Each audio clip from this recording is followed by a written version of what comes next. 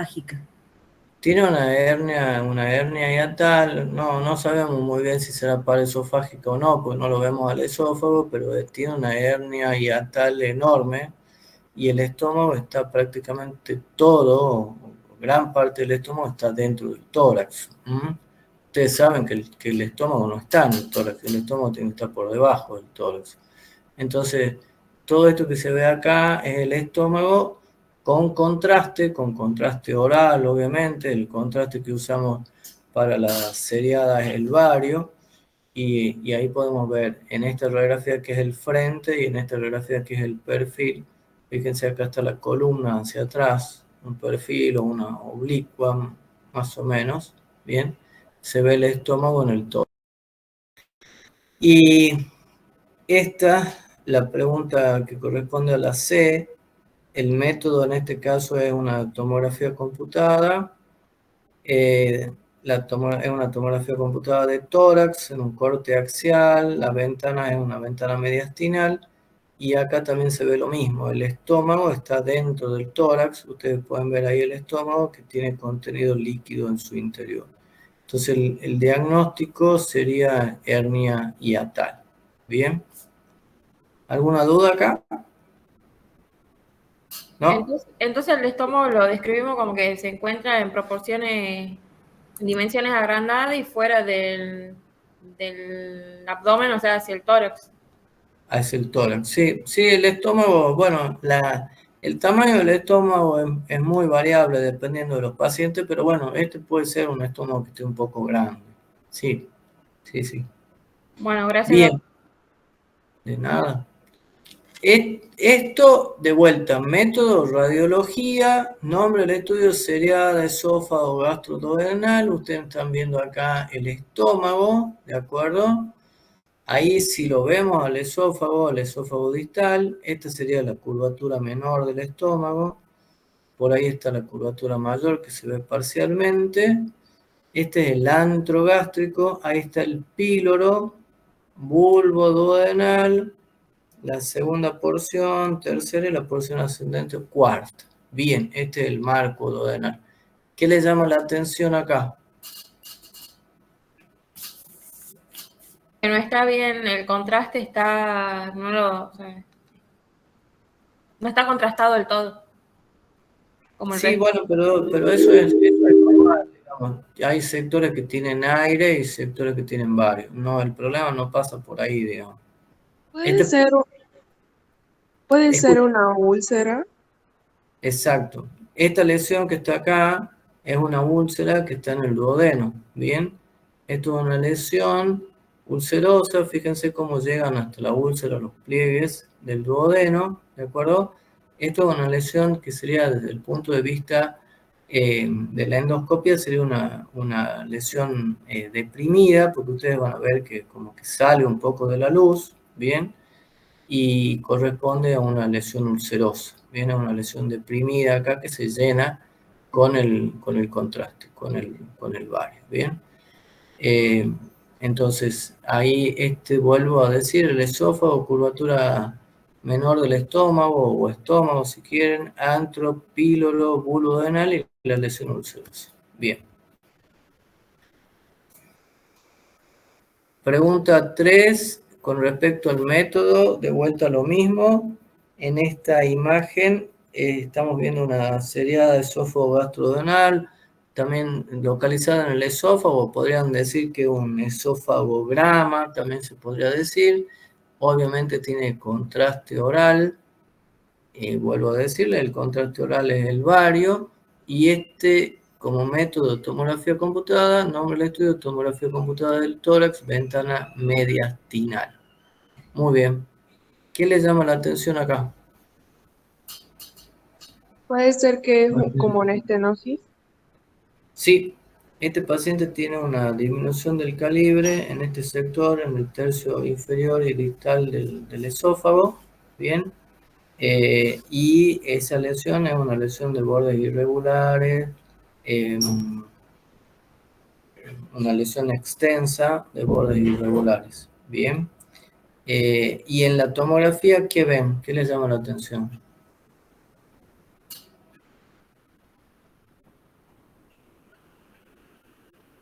Esta estructura que está acá marcada con el número 3, ¿a qué corresponde? La aorta descendente. La aorta. Aorta descendente. Aorta descendente, muy bien. ¿Y esto que está pegado a la aorta descendente? Y el esófago estenosado. El esófago. El esófago, Claro. lo que se ve acá es que el esófago tiene una pared bien gruesa, tiene engrosada la pared y disminuido el calibre. Este estudio no necesariamente es la tomografía de este paciente, pero tienen la misma patología, ¿de acuerdo? Acá la pared del esófago está engrosada y está disminuido el calibre. Entonces, ¿qué puede ser esto como diagnóstico? ¿Qué piensan que puede ser? Un tumor distal de esófago. Bien. Un cáncer, digamos. Un proceso estenosante del esófago, digamos, un tumor, un cáncer de esófago que produce la estenosis. Muy bien, exactamente. De Profe, eso se entonces la trata. estructura 1 y 2 son el esófago. Sí, el 1 del esófago y el 2 del esófago, exactamente. Sí, Gracias. sí. Bien.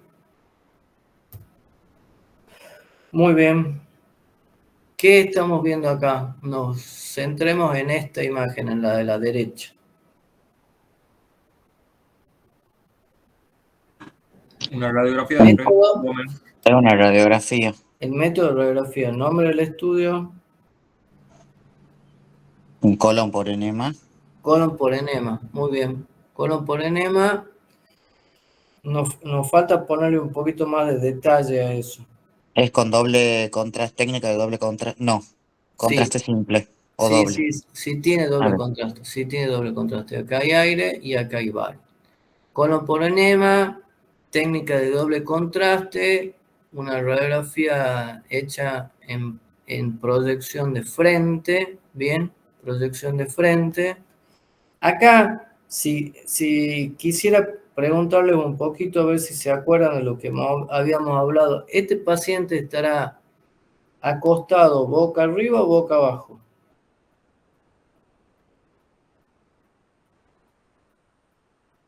Em, No está mm, boca abajo, Doc. estaba, sí, Estoy preguntando eso. Estoy preguntando si está boca arriba o si está boca abajo. Obviamente que puede cuando me ser digan que está uno o boca la abajo, otra, me tienen que decir por qué.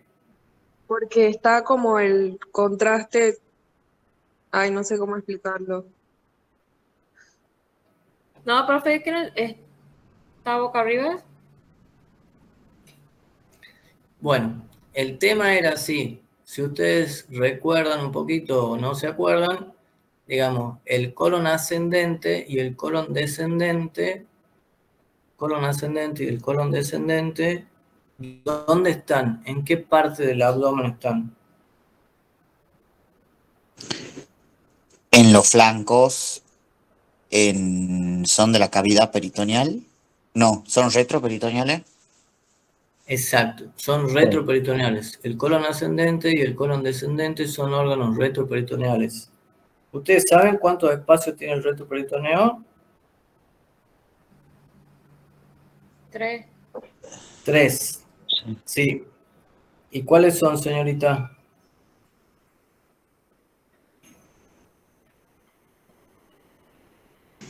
Son el renal, por el que Sí. están en los colon. Una porción del páncreas también es retroperitoneal. Sí. Y supongo que el otro espacio debe ser por el que pasa la aorta y la cava. Bueno, en el retroperitoneo hay 3 espacios. Uno se llama espacio perirrenal, uno se llama pararrenal anterior y otro se llama perirrenal posterior. ¿Bien?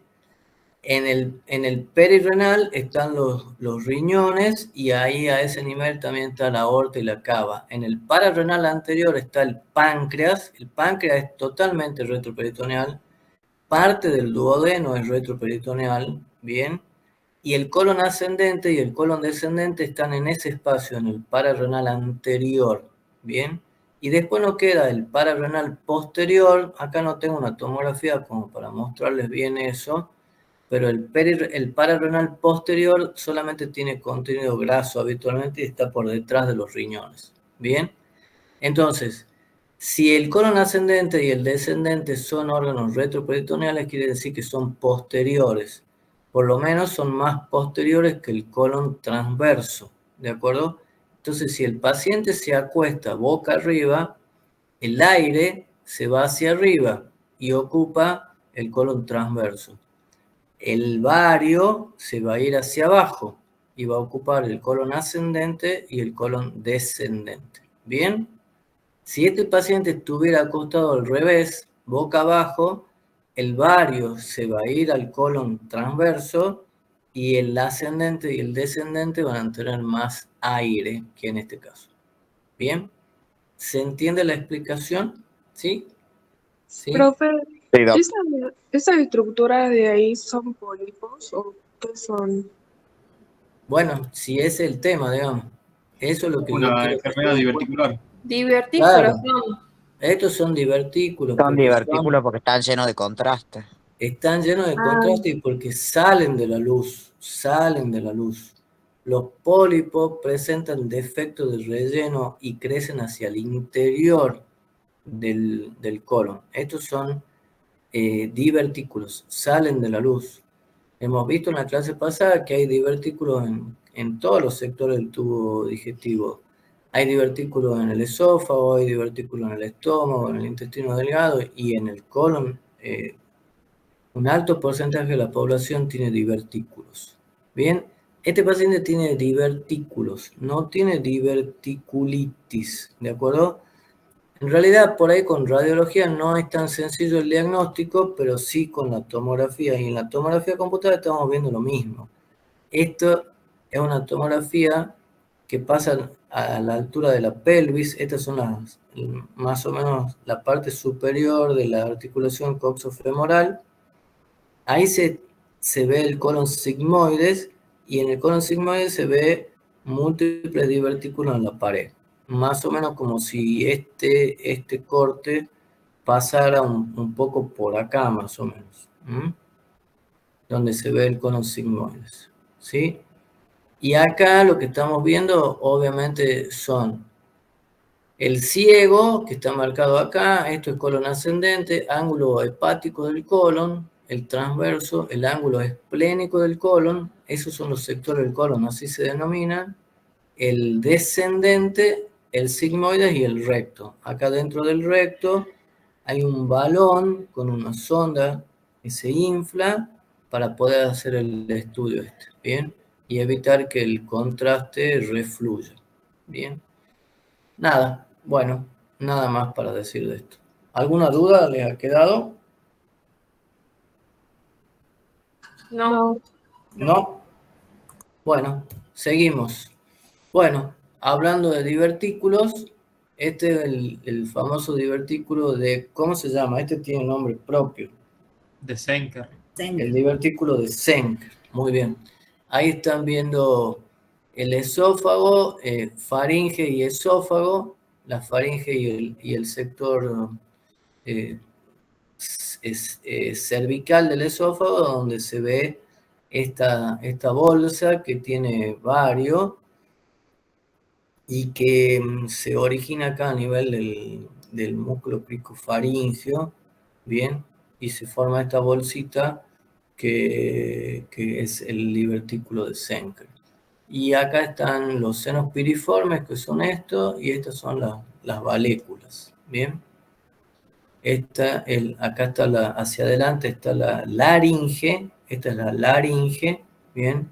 Y esta es la faringe, ¿ok? Bien. Método de radiología, nombre del estudio seriada esófago gastroanal, localizada en el esófago o esofagograma si quieren. ¿Y qué les llama la atención ahí? La forma. Ajá. La forma en sacacorcho del esófago. Muy bien. ¿Y eso qué significa? ¿Qué le pasa a este paciente? ¿Qué tiene este paciente? ¿Varice esofágica? No, para nada que ver, digamos. No, las imágenes de las varices esofágicas son defectos de relleno en el interior. Esto que están viendo acá son contracciones anómalas que se producen en en el esófago son trastornos en la motilidad. Estos pacientes tienen trastornos en la motilidad, trastornos en la deglución, suelen tener obviamente dolor y da mucho dolor. Los espasmos esofágicos dan mucho dolor en el tórax, mucho dolor en el tórax. Es más, muchas veces simulan infartos de lo intenso que es el dolor. Y a veces requiere el diagnóstico diferencial. ¿Bien? Estos no son varices esofágicas. ¿Bien? Esta es una seriada esófago gastrorenal, en este caso localizada en el estómago. Acá lo que estamos tratando de mostrar es que este estudio tiene unos pliegues muy engrosados, muy engrosados. Esto es una gastritis, y esta imagen forma parte de una enfermedad un poco rara que se llama enfermedad de Menetrier, pero que tiene como característica esto, ¿bien? El marcado engrosamiento de los pliegues del estómago, que está vinculado a diferentes también síntomas clínicos que conforman lo que se llama el síndrome de Menetrier. Bien. Esto que estamos viendo acá es una ecografía, una tomografía computada en un corte axial y en una reconstrucción acá en el plano sagital. Estamos viendo ¿qué estructura es esta? ¿Alguien se acuerda más o menos? El apéndice. El apéndice, muy bien. Este es el apéndice, ahí se ve el apéndice como esta estructura tubular, en este caso de paredes gruesas, que tiene adentro del apéndice una imagen hiperecogénica con sombra acústica posterior que corresponde a un apendicolito. Habitualmente la presencia de estos apendicolitos son los que producen la inflamación del apéndice y que el cuadro obviamente se denomina apendicitis. Bien, lo mismo pasa acá, apendicitis, engrosamiento de la pared del apéndice con el apendicolito ahí en su interior, y acá en la reconstrucción en el plano sagital donde se ve el apéndice, en este caso un apéndice que tiene una ubicación ascendente y por detrás del ciego, ¿bien? Este es un retrocecal ascendente, ¿de acuerdo? Ahí se ve el apendicolito también y ahí está el apéndice. Bien. Este es un paciente que tiene una marcada disminución del calibre del colon descendente y sigmoides, de paredes engrosadas con pérdida de las austraciones. Este paciente no tiene austraciones en el colon y esto puede ser el estadio final de una colitis ulcerosa. Recuerden que la colitis ulcerosa tiene como característica, que bueno, no se ven en este caso, la úlcera en botón de camisa, no se ven en este caso. Bien. Y este paciente, ¿cómo describirían todo esto? A ver, método, nombre del estudio, qué es lo que están viendo. Radiografía con contraste. El método es radiografía. El Colon. nombre del estudio, ¿cómo es el nombre del Contraste estudio? doble. Creo, doble contraste. Puede ser. Colon por edema. Por enema. Colon por enema, doble contraste. Ese es el nombre del estudio. No es una radiografía de abdomen con contraste. Bien. Método de radiología, nombre del estudio, colon por enema, doble contraste. El doble contraste es el aire y el bario. Bien. Perfecto. ¿Y qué les llama la atención? Creo que tiene el signo de la manzana mordida. Bien. En este sector no se ve totalmente el signo de la manzana mordida, pero es como si tuviera un mordiscón acá. Bien. Entonces, esto que está acá es un proceso que está produciendo estenosis de la luz. Bien, fíjense cómo ahí disminuye la luz. Un proceso neoplásico, neoformativo del colon. ¿Qué sector del colon? Y bueno, acá viene el colon descendente y este el colon sigmoides, ¿bien? Y después viene el recto, ¿de acuerdo? Entonces esto es un cáncer de colon, ¿de acuerdo? Un cáncer del colon sigmoides. Bien. Bueno, bárbaro. Ahí terminamos la parte práctica y ahora les voy a dar la clase de hepatobilio pancreático, que es lo que tendríamos que ver ahora. ¿Alguna duda que haya quedado?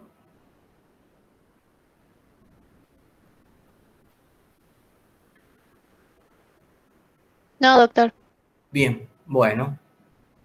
Ok, ahí ven, ¿no? ¿Ven las imágenes? ¿Ven cómo se pasa? ¿Todo bien? ¿Sí? Sí, doctor. Bien. Bueno, ahí vamos entonces. A la patología del hígado la dividimos en patología difusa y patología focal. Dentro de la difusa hablamos de cirrosis, la esteatosis, hepatitis, hemocromatosis. ¿Qué pasa con la cirrosis? Y el hígado cambia su forma, disminuye el tamaño del lóbulo derecho, en general se hace más chiquito, aumenta el tamaño del lóbulo caudado y el segmento lateral del lóbulo izquierdo también está más grande.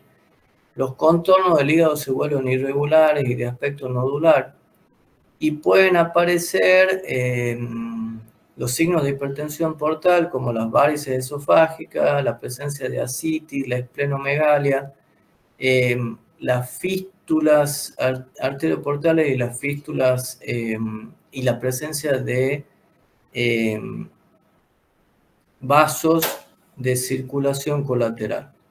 También en el hígado pueden aparecer nódulos que son los nódulos de regeneración en algunos casos o pueden tener otra etiología.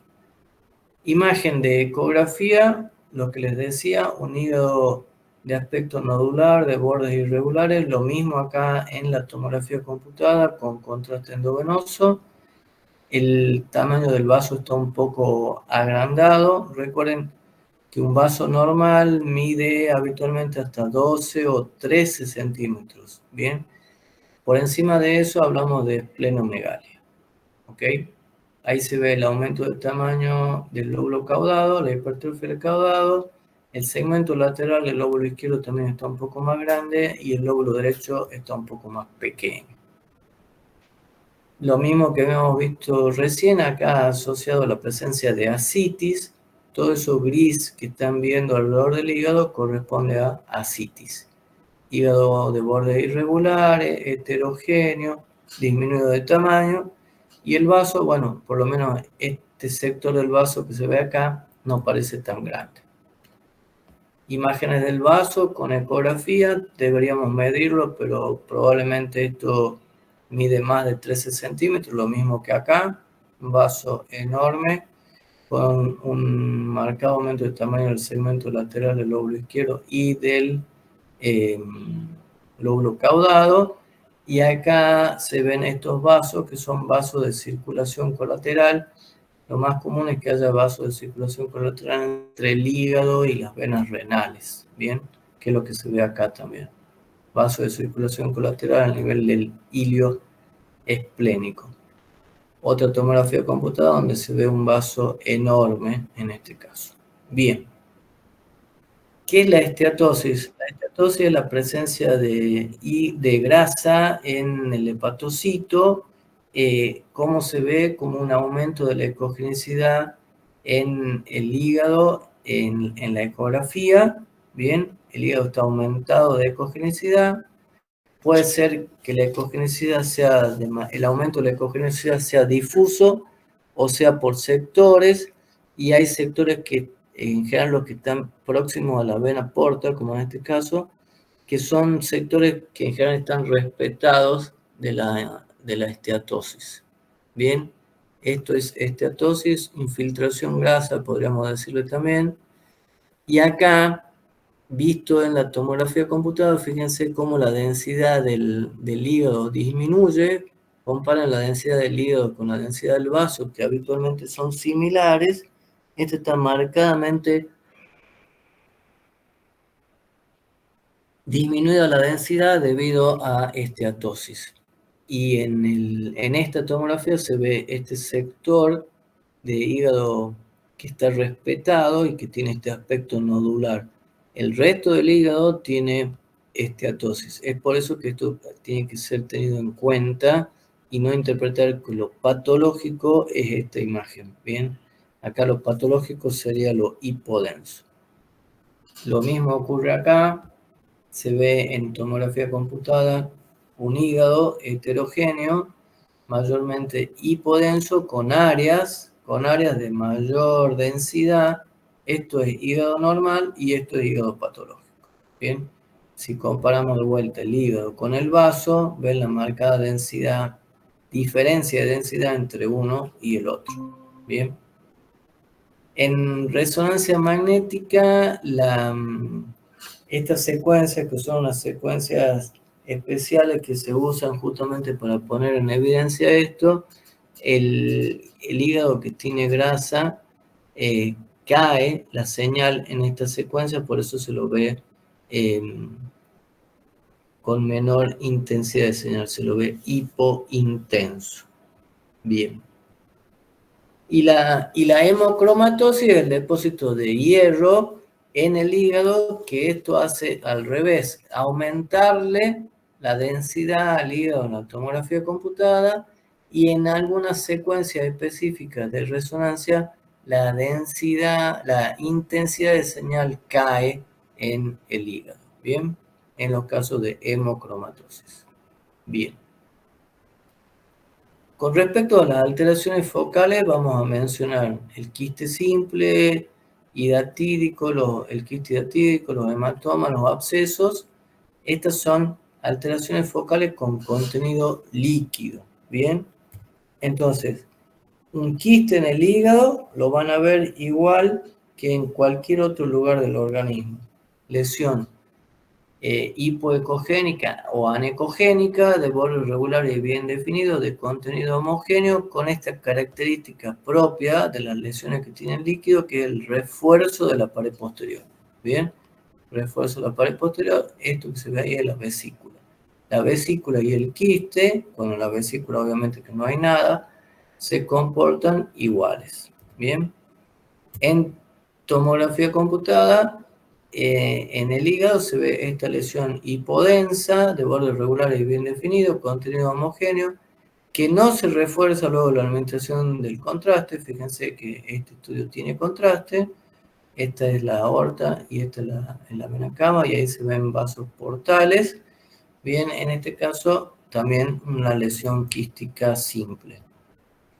Imágenes de tomografía computada, quiste hepático simple, tomografía, quiste hepático simple, resonancia magnética, quiste hepático simple, hipointenso, esto que está acá, hipointenso en el T1, hiperintenso en el T2, se comportan como lesiones quísticas. Bien.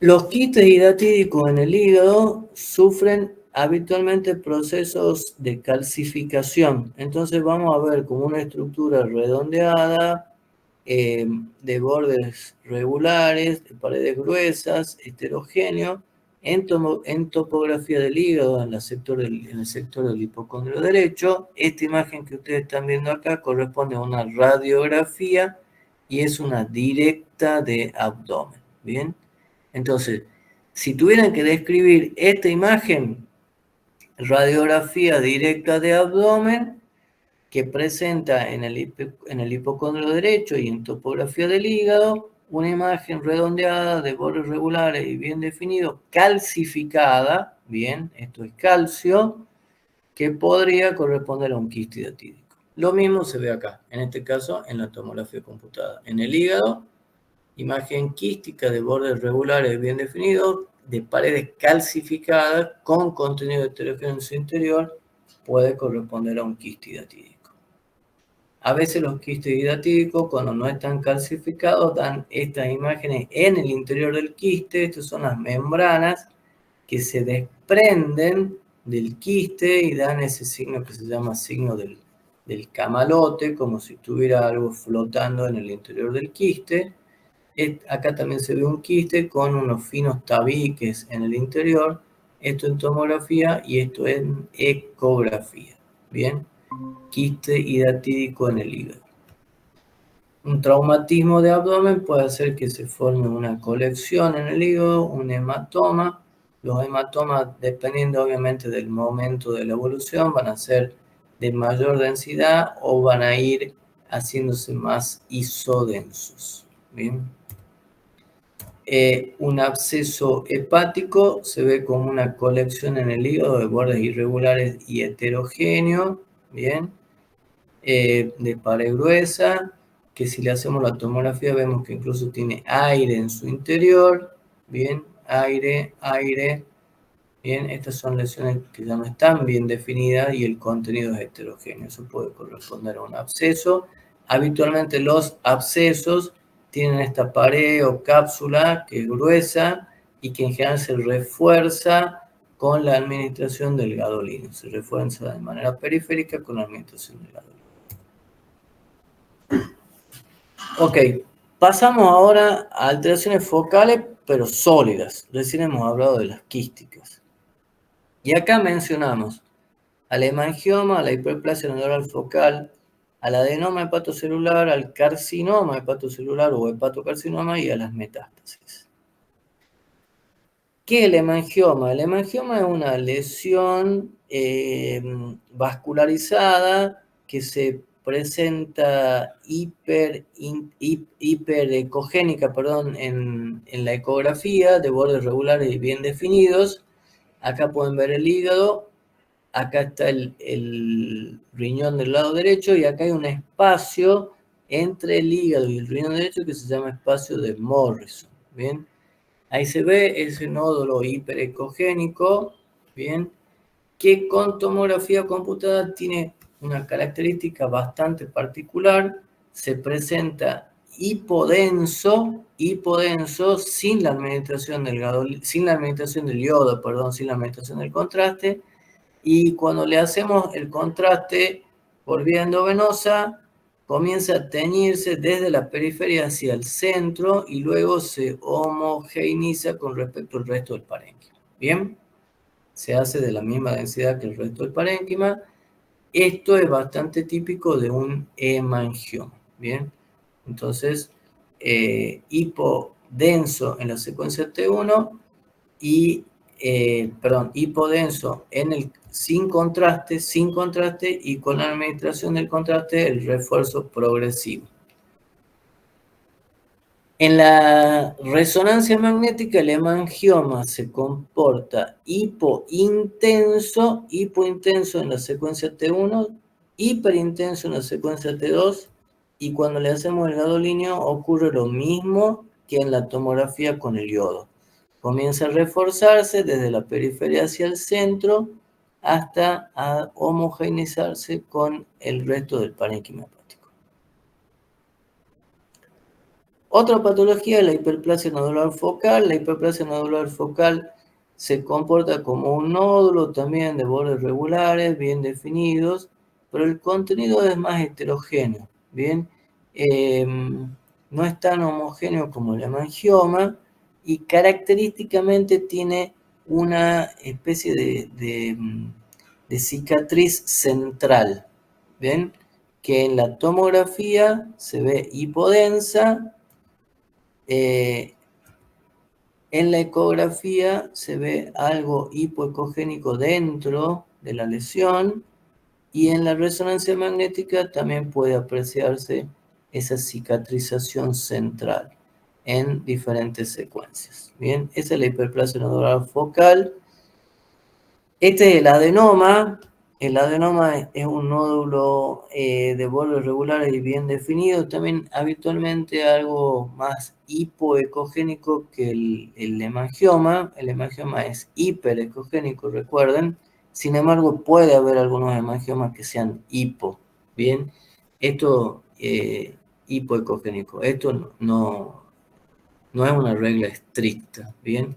Habitualmente los adenomas se asocian a pacientes que con ingesta de anticonceptivos, en los hombres con la ingesta de anabólicos, ¿bien? Y se caracterizan por son lesiones de este tipo que se refuerzan luego de la administración del contraste, en el caso del yodo, o en la resonancia magnética también tienen refuerzo, ¿bien? Y el carcinoma hepatocelular o hepatocarcinoma lo tenemos que, esperamos encontrarlo en pacientes que tienen un hígado enfermo, habitualmente en pacientes que tienen cirrosis. La presencia de un hepatocarcinoma en un hígado sano es raro. No digo que no pueda existir, pero es raro, ¿bien? Es más común que el hepatocarcinoma asiente en hígados enfermos. Y en general se ven como lesiones heterogéneas, de bordes más o menos regulares, pero la lesión es muy heterogénea, que con la administración del contraste, en este caso una tomografía computada, fíjense en tiempo arterial, acá la aorta está bien blanca, el nódulo se refuerza intensamente y se lava rápidamente. Eso es característica de una estructura maligna, ¿bien? No es bueno este comportamiento de contraste rápido y lavado rápido, ¿bien? Paciente con cirrosis, fíjense, ascitis, un hígado disminuido de tamaño, con una hipertrofia del lóbulo caudado, con un gran tumor heterogéneo de bordes irregulares que compromete el lóbulo izquierdo y parte del lóbulo derecho del hígado y correspondía a un hepatocarcinoma. Otras imágenes de hepatocarcinoma, en este caso con resonancia magnética. Y para terminar con las lesiones focales, hablamos de las metástasis. Las metástasis, uno debe pensar en metástasis cuando ve lesiones múltiples en el hígado, lesiones nodulares múltiples. La forma y las características de las metástasis es muy variable. Hay algunas que tienen sectores con mayor ecogenicidad en el interior, como si fueran en diana, ¿bien?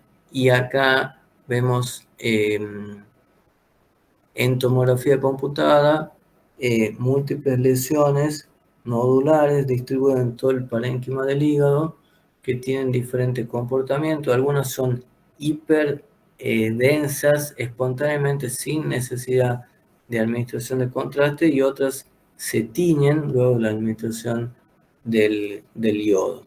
Ven, acá hay múltiples lesiones nodulares con necrosis en su interior. También metástasis quísticas, ¿bien? También puede ocurrir que haya metástasis de tipo quístico, ¿bien? Y acá podemos apreciar con resonancia magnética diferentes características, algunas que se tiñen y otras que se tiñen en menor medida. Esta es resonancia magnética, esta es tomografía, esta también es tomografía, ¿bien? Pasemos a la inflamación del páncreas. El páncreas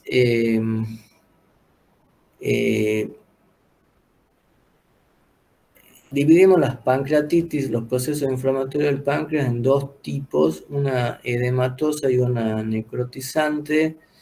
El mayor porcentaje de los casos corresponde a patología de tipo edematoso. La necrotizante es menor medida. Este obviamente es un cuadro mucho más grave que este, ¿de acuerdo? La etiología de las pancreatitis en general acá en nuestro medio son por litiasis biliar, cálculos que se escapan de la vesícula, que salen de la vesícula, pasan a la vía biliar y producen una pancreatitis, o de etiología alcohólica, que son las dos más comunes. En este caso estamos viendo una tomografía computada, acá el método de tomografía computada, el nombre del estudio de tomografía computada de abdomen, con contraste endovenoso. Fíjense que está blanca la aorta, los riñones también están aumentados de densidad, lo mismo que la vena esplénica acá uniéndose para formar la vena porta, y el páncreas se ve ligeramente aumentado de tamaño, pero todo el tejido graso peripancreático está alterado. Recuerden lo que habíamos dicho, el páncreas es un órgano retroperitoneal que ocupa el espacio pararrenal anterior, y ahí se ve cómo se acumula líquido alrededor del páncreas, bien, y se extiende acá hacia lo que sería la fascie lateroconal que está en este sector. Este es el espacio perirrenal que está totalmente respetado, ahí están los riñones, y el espacio pararrenal posterior está por acá, por detrás. Bien, esos son los tres espacios del retroperitoneal. Ahí se ve con resonancia magnética un páncreas aumentado de tamaño, bien, algo irregular, y en este caso una pancreatitis. Estas que hemos visto son pancreatitis edematosa, y esta es una pancreatitis necrohemorrágica con áreas de marcada disminución de la densidad que no se refuerzan con el contraste, que incluso se ven sectores con aire en su interior, bien, y la marcada alteración del tejido graso que lo rodea. Lo mismo en este caso, estas lesiones pueden convertirse posteriormente en abscesos, ¿no? Bien, producto del proceso inflamatorio asociado a infecciones. Una complicación de las pancreatitis son la presencia de pseudoquistes. Los pseudoquistes son lesiones de aspecto quístico, bien, de aspecto quístico, que en general, son colecciones de líquidos pancreáticos que se acumulan y en general están vinculados a algunos conductos hepáticos, algunos conductos pancreáticos, por lo cual resulta que persisten en el tiempo, que suelen no eliminarse solos y que terminan siendo quirúrgicos. Se llama pseudoquiste. Bien. Acá pueden ver en una radiografía directa de abdomen múltiples calcificaciones que se proyectan en topografía del páncreas. Las calcificaciones proyectadas en topografía del páncreas nos hacen pensar que puede tratarse de una pancreatitis crónica. En la tomografía va a ser más fácil verla, un páncreas heterogéneo, atrófico, disminuido de calibre, con múltiples calcificaciones y con ligera dilatación del wirsum. El wirsum no debería medir más de 3 milímetros de diámetro. Bien. Ahí se ve el wirsum, una ecografía donde se ven pequeñas calcificaciones en la topografía del páncreas. Este es el páncreas. Por detrás del páncreas se ve, por debajo del páncreas se ve la vena esplénica uniéndose con la vena mesentérica para formar la vena porta. Bien, este es el bulbo esplenoportal. Eso no sé si se acuerdan de cuando uno estudia en tercer año, pero esas son las imágenes del páncreas por ecografía. Y este es un páncreas heterogéneo aumentado de tamaño predominio de la cabeza. De vuelta, acá está el bulbo esplenoportal, la vena esplénica, y se ve un tumor, una masa a nivel de la cabeza del páncreas, como está acá en este dibujo. Lo mismo, una masa de bordes irregulares con múltiples tabiques en su interior. Hay diferentes tumores del páncreas, algunos tumores quísticos y otros tumores sólidos. No vamos a entrar mucho en detalle, pero sí lo importante es reconocer que estos son lesiones de tipo neoplásico, en este caso a nivel del cuerpo y de la cola del páncreas. Resonancia magnética con alteración del cuerpo y cola del páncreas, con esta lesión de bordes irregulares y no bien definidos. Bien. Bien, y con eso Terminamos con páncreas y pasamos a la patología biliar. Lo que ustedes están viendo acá es una ecografía, este es el hígado, se ve la vesícula de paredes finas irregulares y dentro de la vesícula hay múltiples imágenes hiperecogénicas que producen esta característica propia que se denomina, ¿cómo se denomina esto? ¿Se acuerdan? La sombra posterior. La sónica posterior, la sombra sónica posterior o sombra acústica posterior es lo mismo, ¿bien? Estos son cálculos, ¿bien? Litiasis biliar, como se ve acá en el dibujito este. Los cálculos de vesícula o la litiasis biliar habitualmente tienen colesterol y sales biliares, ¿bien? En un porcentaje bajo de los casos se calcifican. Todos los cálculos de vesícula se ven con ecografía, los que tienen calcio y los que no tienen calcio, ¿bien? Ahí se ve una vesícula, paredes finas e irregulares, litiasis vesicular, sombra acústica posterior, este es el refuerzo de la pared posterior que se ve habitualmente en la vesícula, ¿bien?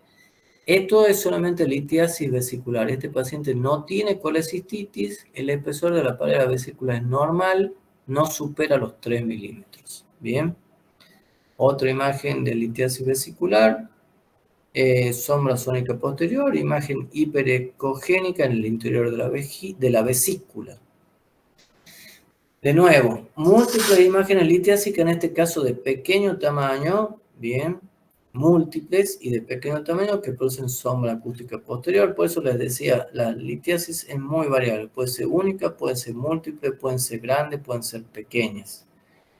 Cambia de posición con el cambio de decúbito del paciente. Si está acostado boca arriba, habitualmente van a tener esta distribución. Si se ponen de pie, se van hacia el fondo de la vesícula. Bien. Ocasionalmente los cálculos en la vesícula están calcificados y si están calcificados van a tener densidad suficiente como para verse en la tomografía computada y en la radiografía. Si no, no los vemos, ¿bien? No quiere decir que no estén, no se ven. Y a veces hay cálculos que tienen proceso degenerativo dentro, en el interior del cálculo y que producen gas. Entonces se ven como múltiples lesiones hipodensas porque tienen aire en su interior.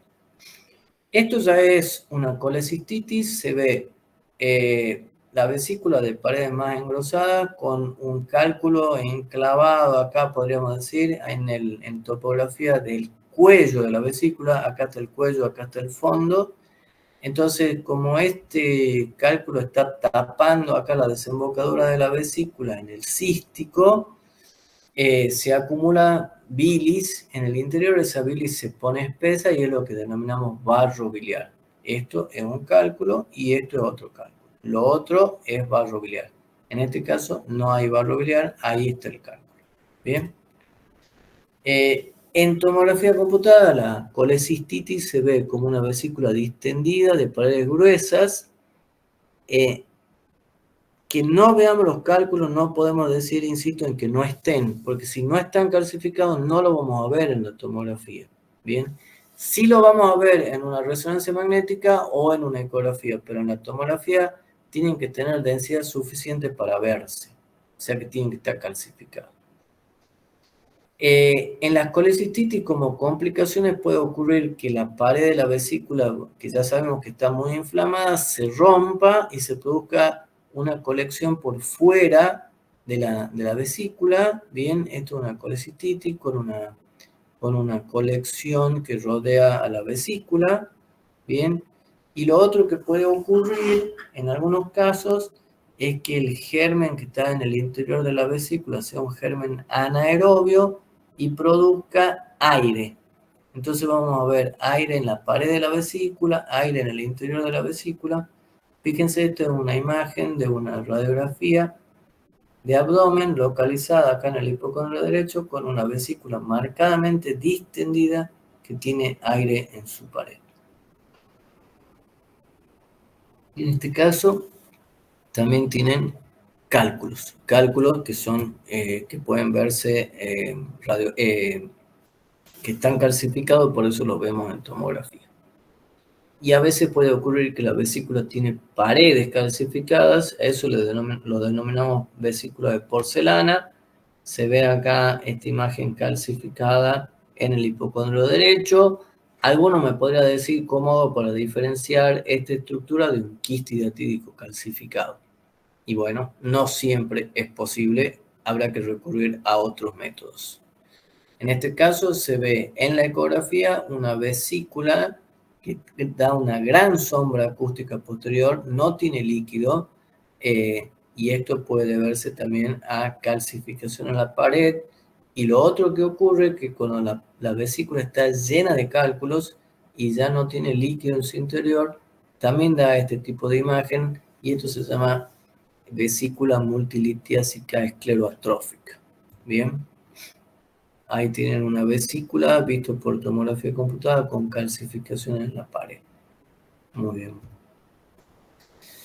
Esto es una imagen que corresponde a un pólipo en el interior de la vesícula. La diferencia va a ser que este pólipo no se mueve, está pegado, está adherido a la pared de la vesícula y con el cambio de decúbito no se va a mover. Y habitualmente no tienen sombra acústica posterior. Bien. Y esto ya es otra patología diferente, ya se trata también de un tipo de proceso neoformativo con crecimiento hacia el interior de la luz de la vejiga, también de aspecto polipoide, pero que acá hay que considerar ya otros diagnósticos diferenciales, como puede ser un adenoma o un adenocarcinoma de vesícula, ¿bien? Como puede ser este caso. Un nódulo mural en la pared de la vesícula de bordes irregulares, heterogéneo, que tiene cierto refuerzo luego de la administración del contraste. Bien. Esta es una paciente que tiene ictericia. Si pensamos en la ictericia como un cuadro obstructivo, uno de los motivos por los cuales puede obstruirse la vía biliar es por la presencia de litiasis en el interior de la vesícula. Imagen de colangioresonancia. Acá se ve perfectamente bien la vía biliar intrahepática, el colédoco. Dentro del colédoco se ve esta imagen de defecto de relleno que corresponde a litiasis.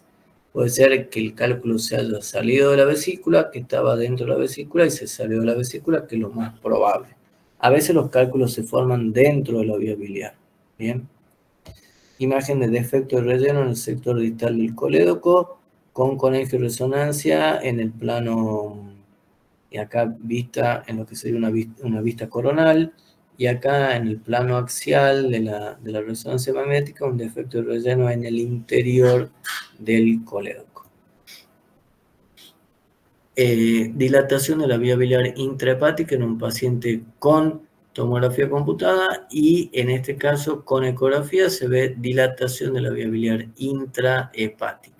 Bien. Puede ocurrir que haya dilatación de la vía biliar intrahepática con un colédoco de calibre normal. Y esto ocurre cuando la estenosis se produce, el proceso neoformativo se instala a nivel del Carrefour, en la unión del conducto hepático derecho y el izquierdo, cuando se unen y forman el hepático común. Bien. Este tumor del Carrefour se llama tumor de Klaskin. Bien. Es el nombre propio de este tumor. Acá está el dibujo. A nivel de la unión entre el conducto hepático derecho y el izquierdo hay una lesión tumoral, que es lo que se ve acá también en esta imagen. Una colangioresonancia con dilatación de la vía biliar intrahepática y un colédoco de calibre normal.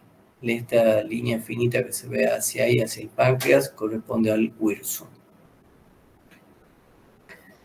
En este caso, el método es radiología. Fíjense, acá se ve la columna. Acá estamos haciendo un estudio que se llama colangiografía transparietal. Bien,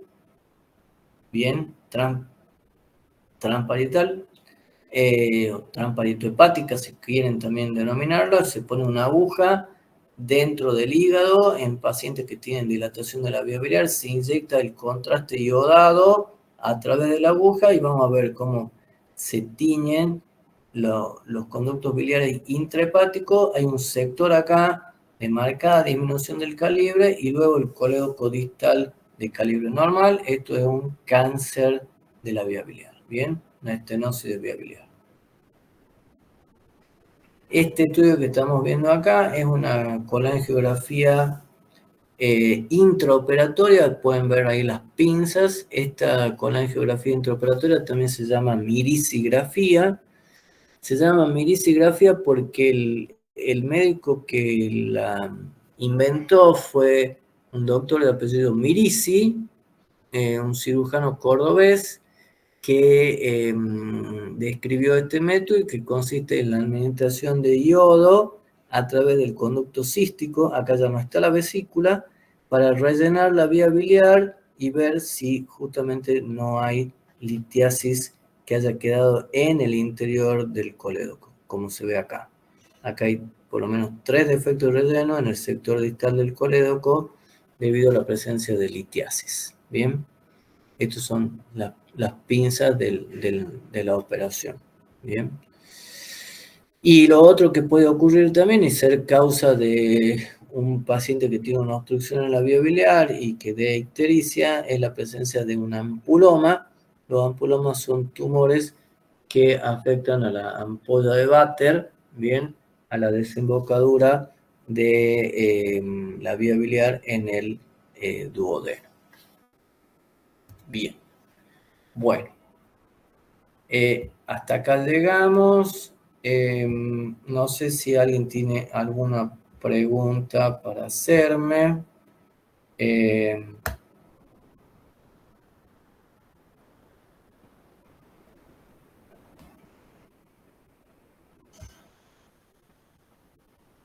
Vamos a dejar de presentar.